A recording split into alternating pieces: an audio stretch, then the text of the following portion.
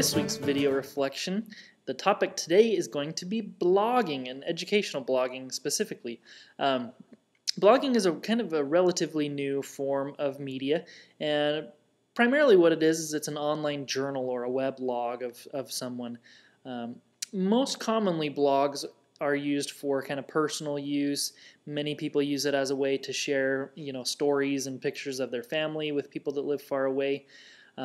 There's a growing number of kind of professional blogs that do this as basically a kind of a new form of journalism, as well as blogging is certainly being used in education, both higher education and K-12, all sorts of academic, environments.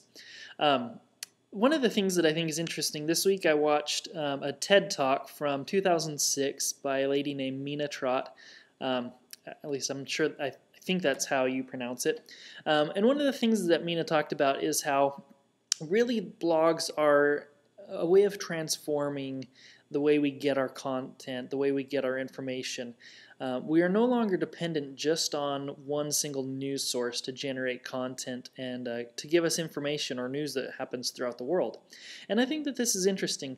The way I think this, or the way I look at this in my mind is kind of that blogs have kind of a way of getting personalized content, where a newspaper or a magazine or something like that, it's certainly not personalized. They're looking to kind of go for kind of the mass media. So maybe that's the best way to describe it is, newspapers, radio, that kind of thing are more of a mass media type of communication, where blogs or things like that are maybe more of a personalized version of communication. As an example of this, and it's not necessarily a blog, but I think it's similar in the point I'm trying to make here, Facebook and social networks are working somewhat the same way. I know, for example, there was an airplane crash in Buffalo, New York a couple years ago, and I lived in Buffalo for 4 or 5 years growing up. That's where I went to high school, and the first place I went was to Facebook, because I knew that if anything happened that involved anybody that I knew personally, that's where I was going to find information versus trying to go to like the Buffalo News or something like that. The Buffalo News, they're not going to have specific information on if any of the people that I knew might have been involved in any way. So trying to get information from people, from individuals, is very powerful, and blogs provide that. These professional bloggers that do this, they're able to generate content from an individual point of view. And again, one of the kind of the themes of this course is that anyone can generate this material. Anyone can participate. Anyone, as long as you have an internet connection, has a means of creating a blog or something similar.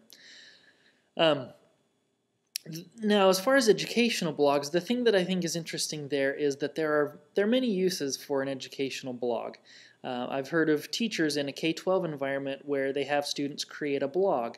Now, there could be a classroom blog, there could be an individual blog.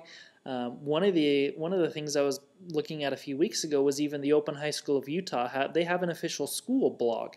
And I just think that that's a very interesting way to present news about the school. Students can participate in that, faculty members or teachers can participate. I'm not exactly sure on all the details of how that's set up, but in addition to having just their regular school website, to have a blog to be able to transmit it's basically their news page, where you can kind of submit the news and events of the day or what's going on. One of the other nice things about blogs, this semester I've been reading the blogs of Cindy and Lisa in the class as my critical partners, and one of the things that it's been interesting to see is that some people kind of view blogs as a way to maybe replace some of the interaction that you might get in a face-to-face classroom or some of the discussion and feedback.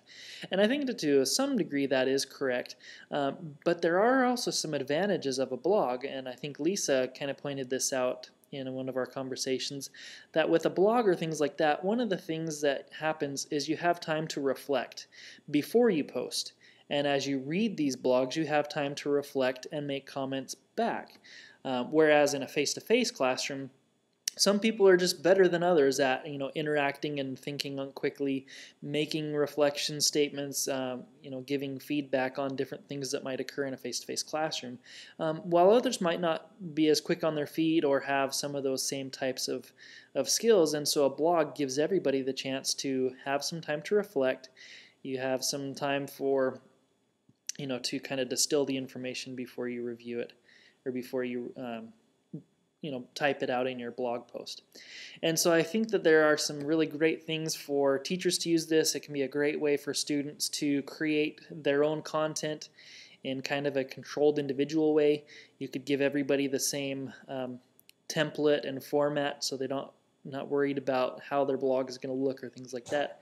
They can just worry about the text.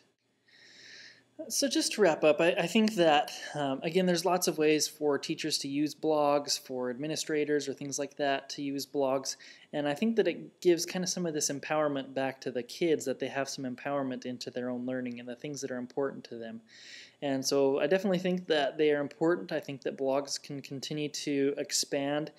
We probably in the future won't think of what we're doing as blogging, but I think that it really will kind of work into just a natural process of workflow in a school setting, and as part of children's lives as they learn and grow.